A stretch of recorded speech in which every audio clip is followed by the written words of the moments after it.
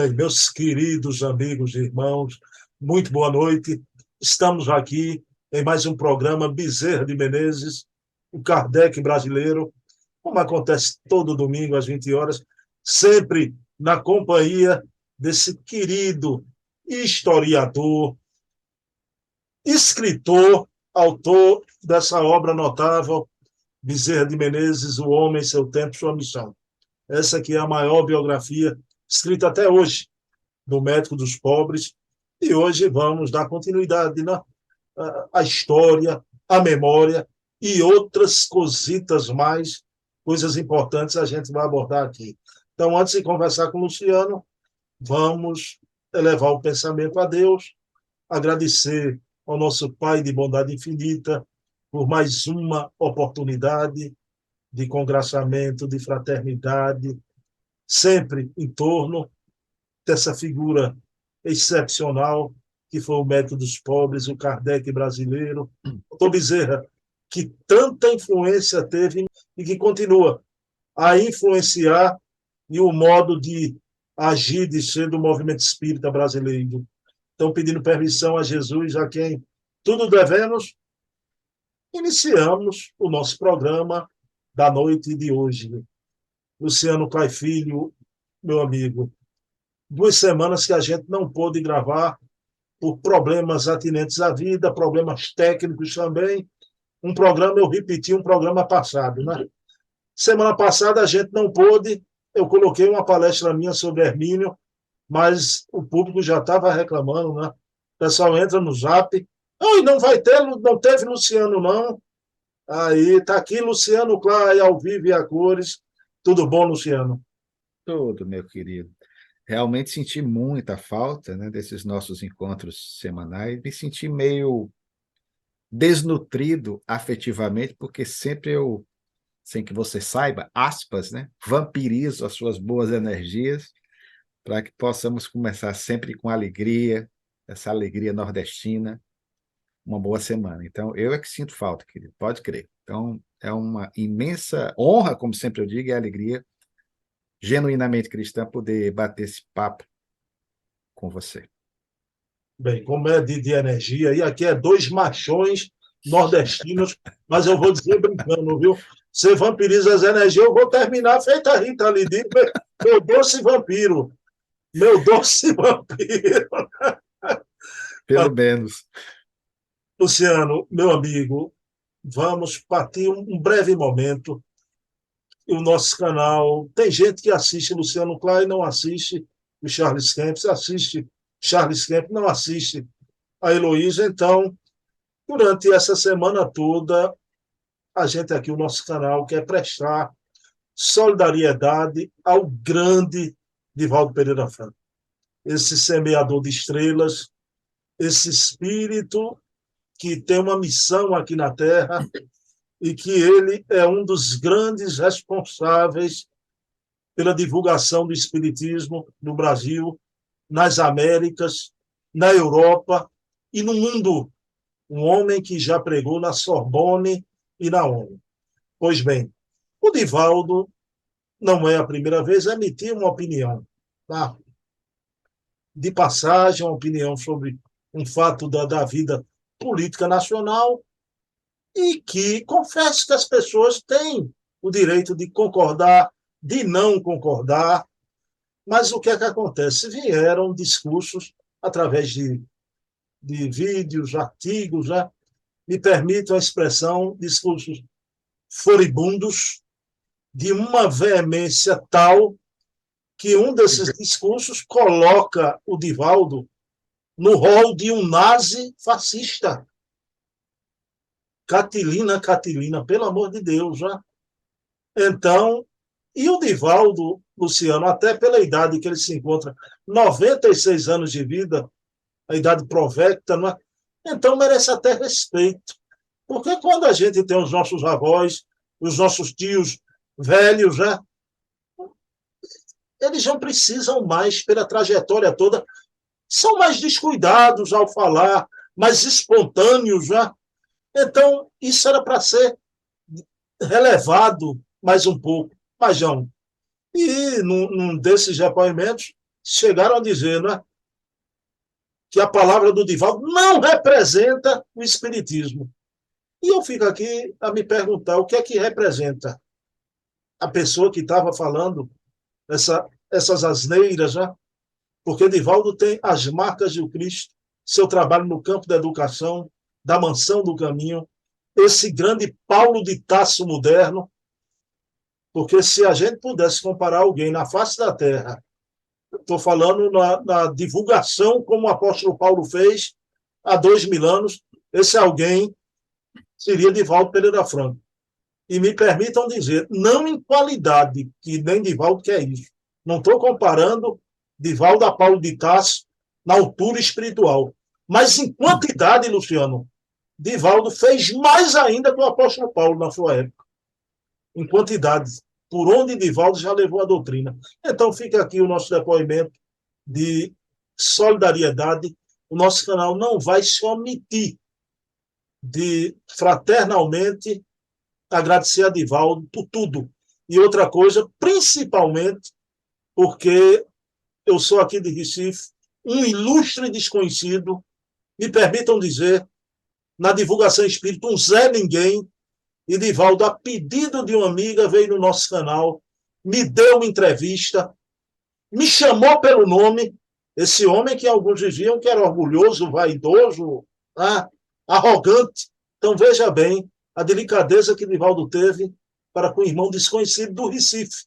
Então, é por essas e muitas que ele é o semeador de estrelas e, como dizia o Chico, trazia estrelas na boca, não é? Luciano, a trajetória de Divaldo, por si só ela fala, não é? Ele merece mais respeito, não é, Luciano? Sem a menor sombra de dúvidas, Bruno. E eu posso lhe dizer, querido amigo, neste ano em que completaremos 38 anos de Espiritismo, começamos, aliás, na Mocidade Espírita Joana de Ângeles, aqui em Fortaleza, nome esse dado a essa agremiação juvenil por um grande amigo e conterrâneo de Divaldo, bem-vindo da Costa Melo, que, aliás, sou o primeiro presidente da Federação Espírita do Estado do Ceará. E nesses 38 anos de espiritismo, Chico Xavier ainda estava encarnado, mas nós não tivemos a oportunidade de conhecê-lo pessoalmente. Tinha e continuo tendo um amor muito grande por esse grande mediuneiro de Pedro Leopoldo, mas nós não conhecemos Chico Xavier pessoalmente. E tantas vezes nos emocionamos nas entrevistas que ele dava, com a sua palavra terna, carinhosa, de cujo coração saía uma energia que, mesmo através do vídeo, ainda hoje, nas gravações feitas, toca fundo no nosso coração. Mas eu posso lhe dizer, querido, que Deus me concedeu a oportunidade de conhecer e privar da amizade, até hoje, de Divaldo Pereira Franco, que tenho, para mim, como referência, conheço até com certa intimidade, eu tenho como uma grande referência, um grande modelo de espírita, sobretudo por sua capacidade extraordinária, como ele me disse certa feita, numa entrevista que fizemos, de perseverar. Ele tinha tudo para ter desistido. Diante das experiências dolorosas pelas quais passou na juventude, nos anos 1960, 70, com as acusações de todos os tipos que eram desferidas, para tentar obstaculizar a sua missão única, como você colocou. Paula, evidentemente, até porque viveu numa época diferente, não teve oportunidade de percorrer os territórios que Divaldo percorreu. Praticamente as três Américas, a Europa, na África, o mundo inteiro conhece a palavra de Divaldo Pereira Franco. E eu posso lhe dizer, talvez você nem saiba disso, eu sou biógrafo do Divaldo. Nós escrevemos um livro sobre ele, intitulado Recordações de um Apóstolo, lançado em 2011 com o selo da Federação Espírita do Estado de Ceará. Fruto de uma pesquisa demorada, embora uma obra dirigida à ação do Divaldo aqui no Ceará, porque naquela ocasião, 2011, quando o livro veio a lume, Divaldo completava exatamente 70 anos da sua primeira visita ao Ceará. 60 anos da sua primeira visita ao Ceará. E nós fizemos essa homenagem, fizemos um levantamento desde sua primeira vinda, na década de 1950, até o momento presente, na ocasião, em que ele ajudou significativamente, não só a nossa, mas outras tantas federativas, instituições espíritas pelo Brasil afora, no trabalho ciclópico, com sacrifício da própria vida, da saúde desse homem, porque para nós, Bruno, que somos mais jovens no corpo e na alma do que o Divaldo, às vezes nós vamos fazer alguma palestra por terra, 200, 300, 400 quilômetros, você volta, pelo menos eu vou aqui a Canindé, por exemplo, no interior do Ceará, volto estrupiado, quebrado, cansado. Eu fico imaginando esse homem extraordinário, em noites de soledade, pegando avião, como muitas vezes ele fazia e narra, sozinho.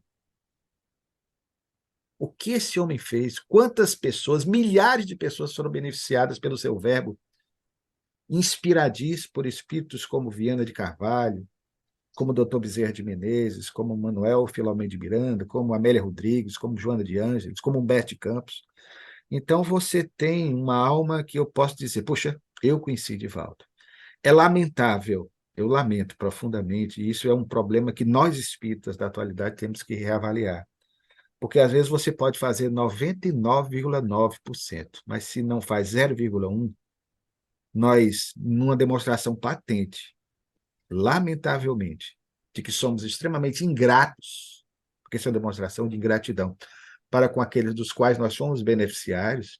Se somos espírita, em grande parte, somos por conta da ação missionária de Divaldo. Divaldo foi o grande responsável por levar o espiritismo à Europa nos nossos dias. Estivemos há poucos dias fazendo uma live aos irmãos lá em Geneve, na Suíça, no grupo de estudos espíritas Adolfo Bezerra de Menezes. Divaldo é que, de certa forma, vem fomentando o ressurgimento do espiritismo nessas plagas, nessas regiões, nesses países. Então, se você esquece tudo quanto esse homem fez, por alguma opinião, por algo que ele diz, ele também é humano, na nossa humanidade, perfeito, só ele, Jesus, e mesmo assim foi crucificado. Então, eu me solidarizo sim com o Divaldo, porque independentemente de qualquer opinião que ele possa ter dado, o que eu tenho observado é uma volúpia, uma forma até cruel de muitos de nós se dirigir a ele numa falta tremenda de desrespeito a um homem que deu, e não precisa provar, ele próprio não advoga em causa própria, Divaldo não se manifesta, Divaldo não dá uma resposta, demonstrando também que ele absorve tudo isso e prossegue o seu trabalho missionário na iminência de completar, no próximo mês de maio, no dia 5, 96 anos. Peço a Deus que eu chegue com equilíbrio, com a saúde, com a capacidade de volta. Porque, intimamente, embora a nossa incompreensão nesse aspecto, ele está em paz e está feliz, porque tem a consciência tranquila pelo dever cumprido. Muitos que o criticam, eu respeito o livre-arbítrio é sagrado, a doutrina não nos impede de entretecer comentários, mas que pelo menos sejam comentários respeitosos, sejam comentários estribados numa demonstração de afeto, de carinho, de reconhecimento por alguém que fez tanto pela causa. Você pode até não concordar, eu não gosto do estilo de oratória, eu não gosto do rosto do Divaldo, eu não gosto porque ele pensa dessa maneira. É um direito seu, é um direito nosso. Que seria do verde se todo mundo gostasse do azul. Você tem direito, mas reconheçamos o trabalho desse homem. É algo que realmente, como espírita, eu paro para refletir. E repito, nós espíritas temos que estar muito atentos em relação à nossa postura e esse sentimento de gratidão que temos que ter em relação àqueles a quem tanto devemos. Entre eles, no meu caso em particular, pelo menos, e como devo, eu destaco o nome de Divaldo Pereira Franco. Isso, Luciano. Então, pessoal, então a gente lamenta, né? Porque é uma sarabanda de pândegos. Antes que alguém ache qualquer coisa, a palavra pândego significa apenas insensatos, tá? Porque o que faz é uma insensatez sem nome. Mas, Luciano, vamos para Bezerra. Luciano, eu cada vez mais a gente pensa que, até com você no programa, né, que o assunto Bezerra se esgota, mas não se esgota, né? A gente vai descobrindo cada coisa. No programa com a filha do Hermínio Miranda, vai, que eu queria que você falasse um pouco sobre isso. Quando eu conheci você, fiz aquela entrevista longa e você esclareceu com tranquilidade A gente pode até dizer, Clay, que o querido doutor Bezerra era religiosista. Isso aí até Luciano Clay não discute. Tinha mais esse pendor para a religião. Mas aí o pessoal no anacronismo, porque na época de Bezerra essa questão não dividiu o movimento espírita ainda, o rustenguismo, mas hoje distante no tempo e no espaço, querem colocar, não é, no colo de Bezerra de Menezes a responsabilidade do rustenguismo no Brasil. Eu me lembro que eu perguntei a você que eu li os 3 volumes de estudos filosóficos, onde Bezerra só citava Kardec e não citava Rustem, Luciano. Não é? Então, entrevistando Ana Maria falou no primeiro artigo que o Hermínio Miranda escreveu para Reformador. Divisionismo e Espiritismo, um artigo anti-ruxenguista que, para surpresa do Hermínio, o Vantuil de Freitas colocou na Reformador. Que ninguém esperava que ele fizesse, ele colocou. Mas aí o querido Vantuil de Freitas convidou o Hermínio para ser articulista permanente de Reformador. Ele escreve uma carta dizendo que era absolutamente e irrevogavelmente Kardec. Se a FEB aceitasse, e o Vantuil disse, Hermínio, fique tranquilo, você tem liberdade para escrever. Resultado, o que é que eu soube por Ana Maria, e eu quero ligar agora, Clay, as pontas soltas.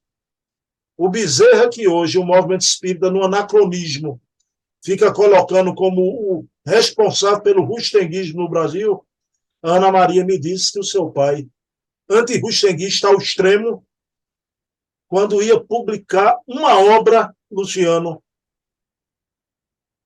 pedia a Divaldo, esse Divaldo que a gente acaba de falar aqui, olha, a teia da vida é uma coisa. Pedia a Divaldo e sempre vinha, quando ia ser lançada uma obra, a ideia do Hermínio, a orientação de Bezerra de Menezes para esse homem tão inveteradamente anti-rustenguista, né? Quer dizer, os fatos não precisam de explicação, Clay. Mas mesmo assim, eu acho que isso, você fica feliz, já, quando a gente descobre uma coisa dessa. Muito, meu filho. E não surpreso. Não surpreso, porque Hermínio era e continua sendo, no mundo espiritual, uma alma que pulsa na dimensão do amor. É uma vibração terna, diferente. Você basta ler as obras do Hermínio, mesmo aquelas de cunho mais histórico, como a que é da minha predileção, Cristianismo, a Mensagem Esquecida, você percebe toda uma emanação que vem daquele psiquismo no registro da sua obra, que demonstra essa capacidade de interpretar fatos, mesmo históricos, temas até áridos, mas que ele põe toda uma carga de afeto, de sentimento. Então, o Hermínio não podia ser diferente, uma alma com essa ternura, ele tem todo o direito de discordar. E Bezerra de Menezes, que está nessa mesma linha de ação, nessa mesma vibração, o doutor Bezerra também se entende que é para essas grandes almas, não existem essas barreiras ideológicas, são coisas nossas. Divisionismo é coisa do nosso mundo. Eu fico imaginando como é que é o encontro do doutor Bezerra com Madre Teresa de Calcutá, com Irmã Dulce, com Martin Luther King Jr., essas almas de escola, como nós chamamos. Ah, porque ela é católica, eu não vou conversar com ela. Os espíritos que entendem a vida por uma perspectiva diferente não analisam as coisas dentro dessa visão anacrônica, contraditória. Às vezes você percebe que existe algo a mais, algo além. E Hermínio tinha isso. E por isso essa humildade desse homem extraordinário, Hermínio Corrêa de Miranda, em ficar no aguardo. A Ana Maria, certa feita, filha dele, também nos confidenciou isso, numa conversa telefônica, ficar no aguardo de uma mensagem do Dr. Bezerra de Menezes que lhe proporcionava um alento muito grande à alma, né? Ele dava conforto e o incentivo ao prosseguimento da jornada. Então, é interessantíssimo, mas não me surpreende em se tratando de Hermínio Corrêa de Miranda, uma alma de uma grandeza extraordinária. Luciano, então vamos às memórias, né? Dando seguimento à história. Luciano, programa há 3 semanas atrás já. Então, a gente vendo aqueles fatos todos de Riacho do Sangue, não é? O nome Bezerra de Menezes. A gente falou aqui no desencarne do capitão Antônio Bezerra de Menezes, só que tem um fato, Luciano, que a gente vai trazer aqui hoje, você vai trazer esse fato aqui. Luciano, aconteceu por conta do desenlace do pai de Bezerra, capitão Antônio Bezerra de Menezes, né? Aconteceu um fenômeno insólito na vida do jovem Adolfo, né? No exato momento do desenlace do seu pai, o Bezerra passou por uma experiência mediúnica, não é? Que mais tarde, já velho, com 54 anos, a gente está mais velho que ele, né? Naquela época, com 54 anos, ele escrevendo para o irmão, tentando convencer o irmão da comunicabilidade dos espíritos, ele vai narrar esse fato. Lá do dia da morte do pai, uma experiência mediúnica. Luciano, que experiência mediúnica foi essa no exato momento da morte do pai? Nós já falamos sobre o capitão Antônio Bezerra e vimos as virtudes dessa alma extraordinária, um espírito, assim como a mãe, Dona Fabiana, mãe do Dr. Bezerra, adrede preparado para dar todo o suporte na terra ao filho caçula que viria para o desempenho de uma missão extraordinária. E havia uma afinidade tremenda entre os dois. Bezerra amava esse pai. E certamente, embora 3 filhos mais velhos, o pai deveria ter uma afeição, porque era o caçulinha. Era o Adolfo do seu coração. Nós descobrimos que o capitão não havia esse registro da data da desencarnação dele, se sabia pelos periódicos que ele deveria ter desencarnado em outubro, começo de outubro, final de setembro, vitimado na cidade de Maranguape, onde ele tinha um sítio, em decorrência de febre amarela, que era uma das epidemias, infelizmente, constantes, recorrentes em nosso país. E nós descobrimos que ele desencarnou dia 1º de outubro. Fomos e pegamos o livro de registros da igreja de Maranguape. O jovem, o Adolfo, o filho, estava, como nós sabemos, no Rio de Janeiro, na Corte Imperial. Não tinha como voltar, não se tinha um avião para pegar. As viagens de retorno eram demoradas. Estava no primeiro ano do curso de medicina. Tinha iniciado em fevereiro daquele mesmo ano, quando o pai se despedira com grande emoção. Supomos, embora não tenhamos como afirmar, que no meio do ano ele deva ter vindo ao Ceará, normalmente fazia isso nas férias escolares, porque ele dá a entender isso numa das suas obras, trabalhadas em forma de romance, com grande emoção, que foi A Casa Mal Assombrada, originalmente assim publicada, depois passou a ter o título de Casa Assombrada nas edições posteriores. Então ele dá a entender que vinha passar as férias escolares no meio do ano, o que era bem possível, né? Para não ficar permanentemente lá no Rio de Janeiro. Então ele deve ter visto talvez o pai no meio do ano, volta para o Rio de Janeiro para dar consecução aos seus estudos, e aí recebe a notícia, certamente não no mesmo dia, porque demorava a chegar, não havia ainda telefone, era o telégrafo, nem o telegrama era como mais tarde nós teríamos, e então ele recebe a notícia da desencarnação do pai. E ficamos a imaginar o golpe, o sofrimento, a dor pela qual esse filho passou, porque ele amava profundamente o pai, tinha uma identidade, uma identificação espiritual tremenda com o genitor. E então isso aconteceu. É interessante, Bruno, porque o Dr. Bezerra de Menezes, certamente, para ser uma alma que viria a desenvolver mais tarde uma missão como a que ele estaria à frente, sobretudo conduzindo os destinos do movimento espírita brasileiro, nas 2 gestões à frente da Federação Espírita Brasileira, nós nunca encontramos registros de uma mediunidade, a não ser intuitiva, que certamente ele tinha, de uma mediunidade mais ostensiva. Mas ele próprio vai mostrar uma experiência inusitada com a alma, agora espírito, já no plano espiritual, do genitor. Ele coloca isso de uma forma interessante na referida carta que você menciona aí, dirigida ao irmão Manuel Soares, aquele que lhe reprochou a conduta quando, no dia 16 de agosto de 1886, no Salão da Guarda Velha, no Rio de Janeiro, e o irmão em Fortaleza tomou conhecimento, ele adere publicamente ao espiritismo. Então, Manuel Soares, que amava muito Caçula e era o segundo pai dele, Adolfo, quando jovem, quando saía de Maranguape, ou vinha para o Ceará, que morava em Maranguape, ficou depois na casa do irmão mais velho para fazer os estudos do secundário no Liceu do Ceará. Então, o irmão mais velho tinha uma autoridade moral também sobre o caçula, que ele amava profundamente, também como segundo pai.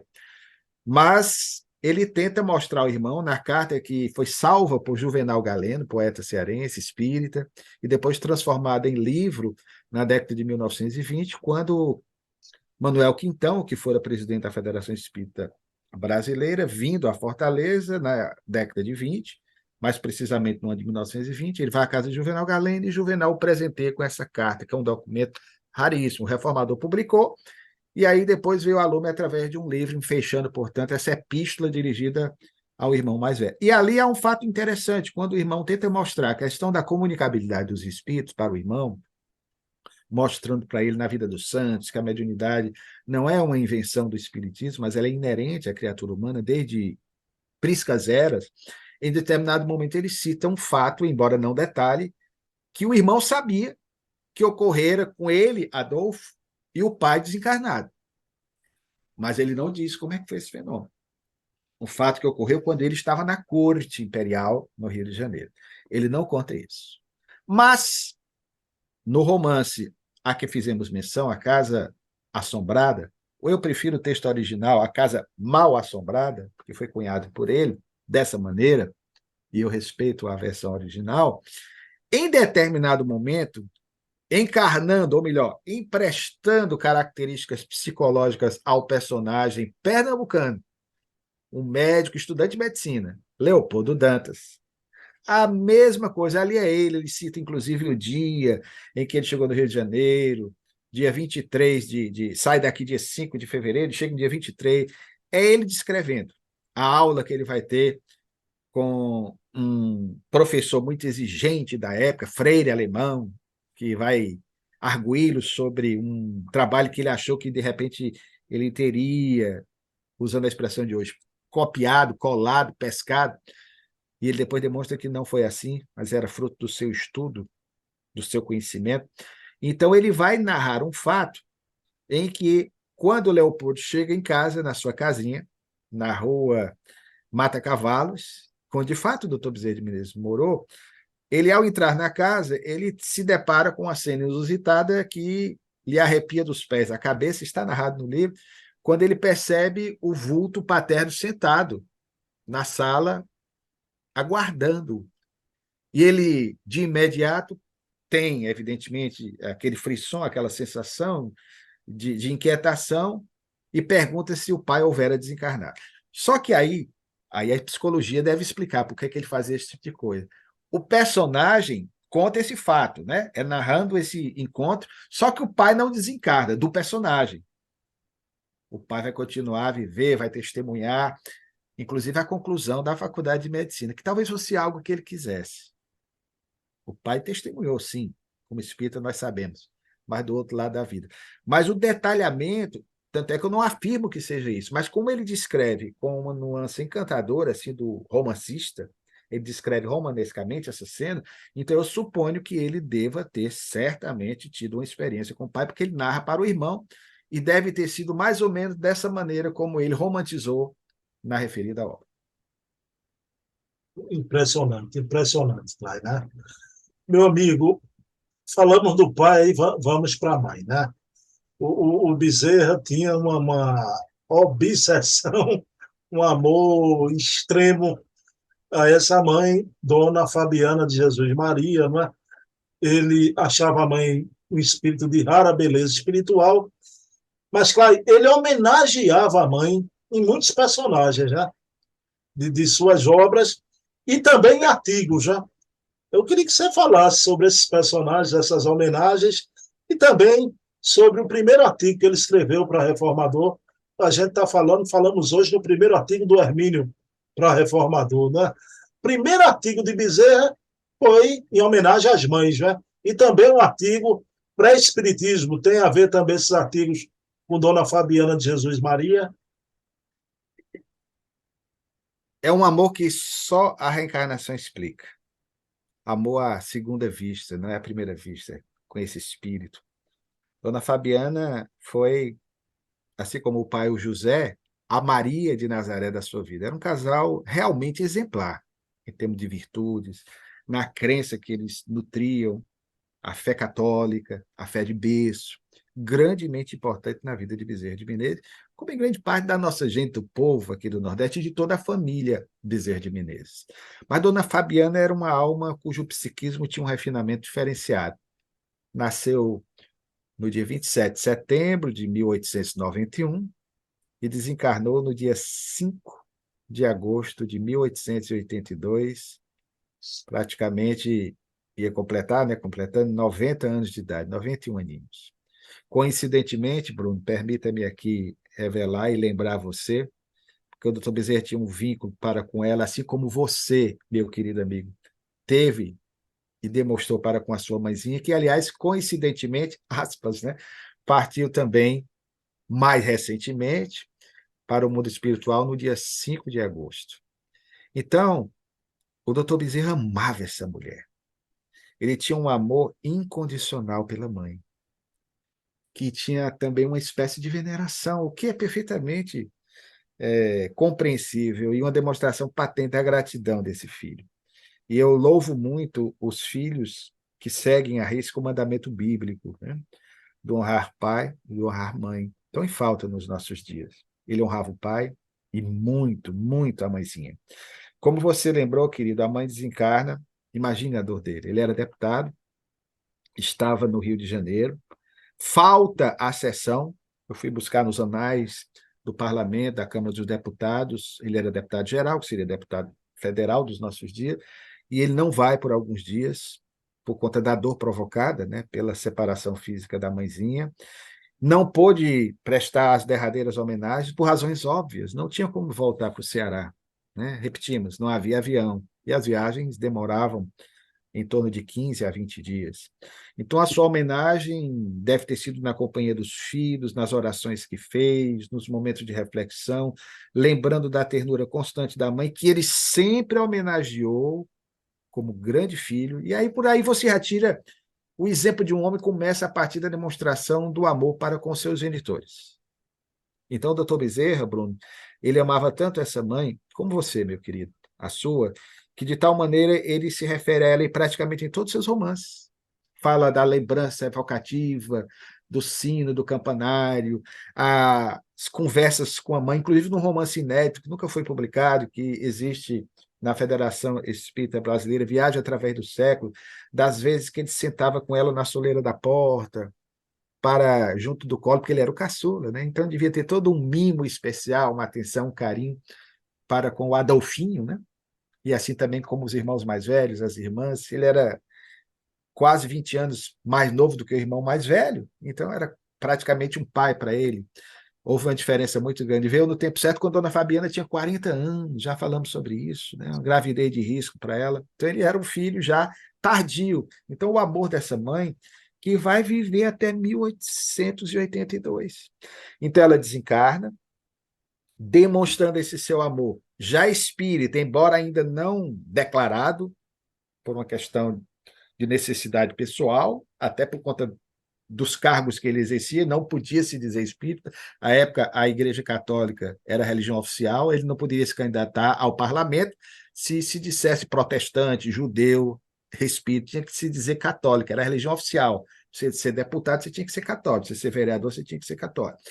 Então, ele ainda estava ali conhecendo aos poucos o espiritismo, mas já em 1º de fevereiro de 1882, 6 meses após o retorno da mãe ao mundo espiritual, ele a homenageia com um dos poemas mais lindos que eu já li, está lá no Reformador. Aliás, um poema que neste ano, né, 1883, 1º de fevereiro de 1883, está completando 140 anos, Reformador 140 anos. Então, no segundo número da revista, primeiro foi em janeiro, segundo número, ele coloca um poema intitulado As Mães, em que ele demonstra ali todo o seu afeto, é um tributo à memória materna. E ele assinava na época com as letrinhas A.M, as iniciais do seu nome e a final, né? Adolfo Menezes. Às vezes usava AB, como usava Max e outros pseudônimos. Então, esse registro do amor que esse filho extraordinário teve para com a sua mãezinha. Ela desencarnou aqui em Fortaleza, né? com essa idade avançada, mas em paz, tranquila, consciência tranquila pelo dever cumprido. Os jornais da época, os periódicos dizem que nos últimos instantes ela apreciava e o que mais gostava mesmo era de, usando a expressão de hoje, bater papo com as pessoas que a visitavam sobre questões relacionadas à fé, à religião, à espiritualidade. Certamente tinha conhecimento do interesse do filho já à época pela doutrina sistematizada por Allan Kardec. Luciano Clay, você, quando me sugeriu, Bruno, a gente já viu isso mais ou menos. Meu filho, se você quiser a gente ir mais para frente, não sei que se lembra disso. Eu disse, Clay, há uma passagem que não vai dar para a gente passar para frente ainda não é?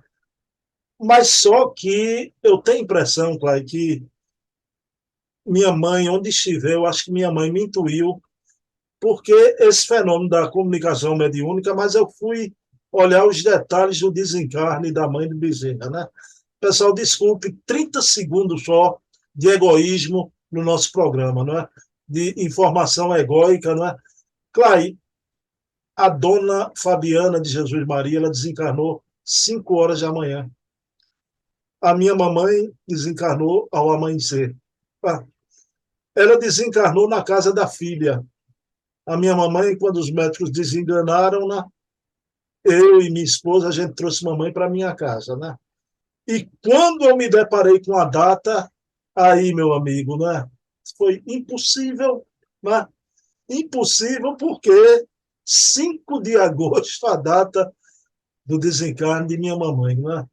Então, mamãe, um beijo. Esse programa é dedicado a você. Mamãe, já estou dedicando agora, dedicado a você. E muitas noites, quando eu parei o programa com você, muitas noites eu ficava ao pé da cama de minha mãe, naquela cadeira que você viu. Eu gravava vídeo e mandava para Luciano, e às vezes eu lendo o livro Bezerra de Menezes, né? Falei até a ela dos irmãos Azevedo, que ela uma era muito culta, gostava muito, né? Eu falei, olha, mamãe, tá aqui, olha a fotografia de Arthur Azevedo, isso no início ainda, que ela não estava tão debilitada. Bom, mas deixemos isso, né? Luciano, eu queria perguntar a você, ela, nos últimos tempos, já, ela morava aonde em vida? E ela ia à corte visitar o filho, Luciano Bezerra de Menezes? Permita-me antes, Bruno, dizer que falo isso com toda franqueza, sabe, meu irmão? Uma das coisas mais lindas que eu tenho testemunhado é essa sua dedicação de afeto, de carinho, de amor para com a sua mãezinha. Me toca o coração quando você dedica sempre o programa a ela. A minha, neste ano, fará, agora no mês de abril, 20 anos do retorno dela ao mundo espiritual, aos 71 anos. Dona Vera Lúcia, né, minha mãe.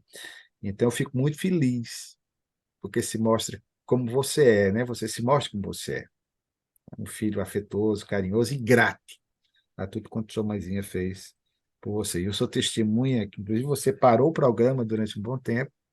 Permita-me revelar isso aqui. Você parou o programa durante um bom tempo, as nossas conversas, para poder se dedicar à sua mãe. E eu dizia, meu filho, você está certíssimo, né? Honrar vosso pai e vossa mãe. Foque aí na mãezinha. E assim procedeu como filho bom. Perdão por dizer isso, meu irmão, que eu sei que você é. Você sabe que, como curioso da história, eu fui atrás do endereço da Dona Fabiana. Como do Dr. Bezerra, onde ele morou no Rio de Janeiro, já levantei tudo. E aqui também, né? Olha só que coisa interessante. A Dona Fabiana desencarnou na rua do Senador Alencar. Hoje, Senador Alencar. O velho Senador Alencar, sobre quem nós já falamos. Que, aliás, curiosamente, no quarteirão entre as atuais ruas General Sampaio e 24 de Maio. 24 de Maio, onde morou Viana de Carvalho, aqui em Fortaleza. Coincidentemente, eu resido hoje na Tereza Cristina, esquina com o Senador Alencar, na Senador Alencar também. Só que 4 quarteirões do mesmo lado, aliás, da casa onde ficava a Dona Fabiana. Então, a Dona Fabiana desencarnou, já velhinha, portanto, na companhia de uma filha que ela muito amava, a Maria Inácia. ou Ignácia, como alguns pronunciavam, né? Que foi a última dos Bezerra de Menezes a desencarnar. Desencarnou solteira, nunca casou, desencarnou já velhinha, praticamente na década de 1920, mas se dedicou com uma demonstração patente de um extremo amor à mãezinha. Então, ela desencarnou, portanto, na rua, hoje Senador Alencar, aqui pertinho entre os quarteirões da atual General Sampaio e 24 de maio. Ela visitava o filho na corte.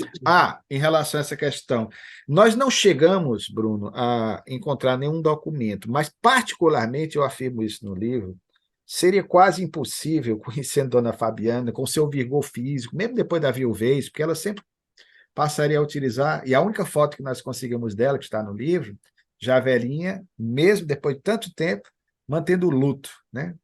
Vestindo-se sempre de preto, que era comum naquela época por questões culturais e da fé que ela abraçava. Então, nós não encontramos nenhum registro da possibilidade dela ter ido ao Rio de Janeiro, mas nós não descartamos essa ideia. Acreditamos que sim, porque certamente ela iria na companhia da irmã ou do irmão José Joaquim, que viajava muito para o Rio de Janeiro constantemente, que havia outros parentes lá também. Certamente ela não deixaria de conhecer as duas esposas, a primeira, talvez até tenha ido ao casamento, embora não tenhamos encontrado registro, e depois os netos. Ela chegou, inclusive, a ser, veja só, madrinha do filho mais velho do Dr. Bezerra.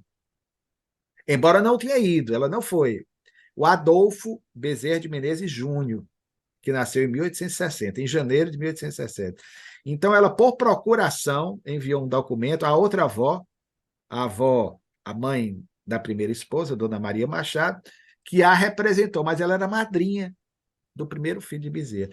Mais tarde, a gente pode até no outro programa comentar a respeito, Dona Fabiana, desencarnada, vai mandar uma mensagem pelo médio do grupo do Dr. Bezerra de Menezes, dizendo que tinha acabado de acolher a filha dele, Carolina, que vai desencarnar em 1892, mostrando a elevação dessa alma, que não se descuidou da família, da parentela. Então, mesmo que não tivesse vindo, os vínculos permaneceram. Agora, eu suspeito que ela veio, ou foi ao Rio de Janeiro, como também o doutor Bezerra de Menezes certamente veio ver a mãe. Ele ia ficar 30 anos longe da mãe, até a mãe desencarnar. Certamente jamais aconteceria, né? E por muito amado. Infelizmente, eu ainda, até hoje, não consegui recuperar esse registro. Um registro que eu consegui recuperar recentemente, graças a um pesquisador local, um amigo Flávio Otran, ele está fazendo umas pesquisas sobre genealogia, e ele encontrou recentemente, em Aquiraz, aqui no Ceará. Nós fazemos até uma correção, porque no livro eu dizia que ela teria casado com o pai, o capitão Antônio, em 1809. Era uma dedução, porque o primeiro filho nasceu em 1810, Manuel Soares. Mas ela desencarnou em 1807. Ela se casou em 1807 e não em 1809. Né? Então, essa informação em uma futura edição nós vamos corrigir, e isso nós obtivemos com a ajuda desse historiador e amigo. Luciano, e a recíproca, Luciano. O doutor Bezerra, as distâncias eram imensas, né? As dificuldades. O doutor Bezerra vinha muito da corte para o Ceará visitá-la. Eu não tenho esse registro, porque não há nenhum documento que comprove, mas seguramente sim. Até porque, inclusive, Bruno, na década de 1860, nós colocamos no livro isso, essa informação era desconhecida, o doutor Bezerra tentou concorrer como deputado, foi sugerido pelo Partido Liberal como deputado geral pelo Ceará, para que pudesse ir para a corte. Então, certamente ele vinha aqui conversar com as lideranças políticas, como também ao Senado pelo Ceará, ele chegou a concorrer. Então, não tinha sentido você concorrer ao Senado, representar o Ceará no Rio de Janeiro, no final dos anos 1870, mais precisamente em 1878, se ele não viesse ao seu torrão natal. Então, ele tinha que vir para fazer os acertos, então, certamente ele veio, mas, infelizmente, eu não encontrei esses documentos. Bom, Luciano, a pergunta derradeira que eu queria fazer a você, Luciano, veja bem, porque o historiador tem todo o contexto às mãos que a gente não tem, né? Você, quando narrou o personagem Leopoldo Dantas, A Casa Assombrada, a conexão é simples, né? Da ficção vinculada ao fato histórico. Por quê? Porque o Bezerra depois vai escrever para o irmão e narrar a experiência que ele, Bezerra, viu o pai. E ali no romance ele contou da forma que você narrou aqui, não é? Então, o historiador, e ante o fato histórico, você afirma que aquilo ali realmente aconteceu, né? Mas eu tenho uma preocupação, Luciano. Eu achei este livrinho não, um grande livro de Bezerra, né? História de um Sonho, né? E eu queria te fazer uma pergunta, Luciano. Por que eu estou trazendo esse livro? Eu vi outro dia um orador aí, que eu não me lembro nem o nome, quem é, estava falou de Bezerra. Rapaz, ele narrou uma coisa lá, como se fosse Bezerra, e eu fiquei com o pé atrás, e eu queria que você aconselhasse, né, que esses personagens aqui são ficcionais, né? São personagens de ficção. E cuidado aí para a turma não estar fazendo afirmativa bem diferente dessa que o Luciano fez aqui. Aí sim, vinculando o Leopoldo Dantas a realmente um fato que se comprovou com a carta dele para o irmão. Né? Queria que você falasse brevemente, Luciano, sobre o livro, mas sobre isso aqui que eu estou depreendendo do que a gente viu aí. Essa é uma obra póstumamente publicada. É interessante, Bruno, porque o Dr. Bezerra chegou a escrever 2 capítulos dessa obra num periódico que nós descobrimos no Rio de Janeiro, em folhetim, não era nem um periódico espírita, Franklin Doria, né, era um jornal da época, né, de um amigo dele. Só saíram 2 números desse jornal, portanto, só 2 capítulos. Mas, posteriormente, o Reformador lançou em folhetim, que eram aquelas publicações periódicas, à medida que saiu o número, vinha como novelas, né, os capítulos seguintes. E somente posteriormente, e aliás, recentemente, você tem a obra aí, é que a Federação Espírita Brasileira resolveu lançar essa obra, que é impressionante. Não só essa, mas como uma outra que não foi lançada, que se encontra no setor de obras raras da Federação Espírita Brasileira, que, aliás, foi o primeiro romance do Dr. Bezerra de Menezes, que ele começou a escrever em 1885, não era nem espírita. E em 1886 ele publicou algo a respeito desse romance no Reformador.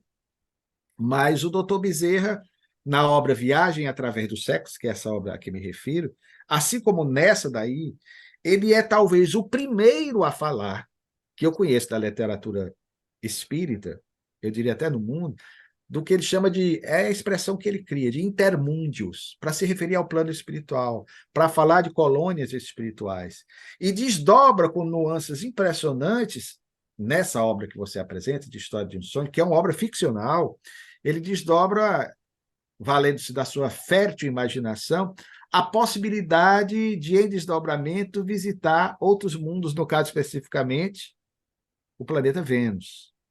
Então, a história vai ter toda uma narrativa que começa supostamente na varanda da sua casa. E como ele narra na primeira pessoa a história, de repente quem lê pode achar que é ele que está falando ali, mas você percebe nos personagens que não tem como você afirmar que é ele, pelo contrário, não é, porque há muitos desencontros biográficos, e normalmente nas outras obras a que fizemos menção, quando ele faz uma narrativa em que ele se projeta ou empresta ao personagem características psicológicas suas, e às vezes até fatos biográficos, reais, históricos, existentes, você percebe claramente. Então, é uma obra ficcional muito interessante, em que ele nos permite aí destacar um dos princípios fundamentais do Espiritismo, que, aliás, é pouco contemplado em palestras e livros, que é a pluralidade dos mundos habitados. Um assunto hoje tão atual, porque a cada mês, praticamente, nós temos notícias do descobrimento de novos planetas fora do sistema solar, os exoplanetas.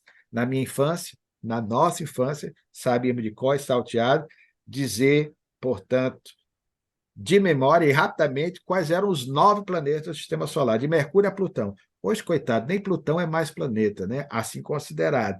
Mas cada mês nós temos novos planetas descobertos. Imagine, né? Com a ciência de hoje, com os poderosos telescópios acoplados em sondas espaciais, que prescrutam aí os mistérios do universo, do cosmos, a mostrar, como Jesus dizia, né? Vida em abundância, vida em plenitude, confirmando também o que ele dizia: na casa de meu pai há muitas moradas. Luciano, chegamos ao fim, né? Eu queria aqui, você vai fazer a prece Hoje você faz a prece, né? A última prece foi o aniversário dele, né? Quase 70 anos de vida, e a gente, Quem dera. Luciano, eu gostava muito da voz de Alziro Zaru, né? Alziro Zaru tinha uma voz impressionante, né? Tá bem. Meus amigos pesquisadores, né? Pessoal aí que tem prevenção com aspecto religioso, me ouvindo falar isso, mas eu faço questão de pontuar aqui, né? Eu gosto muito de uma prece que o Alziro Zaru narrava muito, né? Eu vi minha mãe orando aos pés da Virgem Maria, né? Era uma santa escutando o que a outra santa dizia, né? Lindíssimo. Então eu queria dedicar o programa hoje, até os nomes são parecidos, né? A Dona Eva e a Dona Vera e a Dona Eva, né? As mães dessas duas marmotas aqui, Luciano Clay. Luciano, a prece é com você, meu irmão. Obrigado, meu querido. Adoro também a fala, a voz do Alziro Zaru, fundador da Legião da Boa Vontade, desencarnado em 1979, né? Ninguém se lembra desse homem. Fez muita coisa também dentro de uma proposta universal do ecumenismo. Amado Jesus, nós te agradecemos uma vez mais, bondoso amigo, pela oportunidade de permitir que, vencendo as barreiras físicas, geográficas, possamos, embora vizinhos dos dois estados do Nordeste, Ceará e Pernambuco, entretecer comentários a respeito de um outro nordestino, o nosso doutor Bezerra de Menezes, que hoje é cidadão do mundo, teu missionário enviado à Terra para uma missão especialmente a ele reservada e que se dispõe, sobretudo, a inspirar cada um de nós a necessidade premente, urgente, de pormos em prática os teus ensinamentos. Permite, Senhor, que possamos, nas nossas relações, especialmente entre nós espíritas, sermos verdadeiramente mais fraternos, mais irmãos, para que assim o nosso movimento cada vez mais se consolide e possamos levar adiante essa mensagem de renovação e de paz para a humanidade. Se conosco, hoje e sempre, Senhor, que assim seja.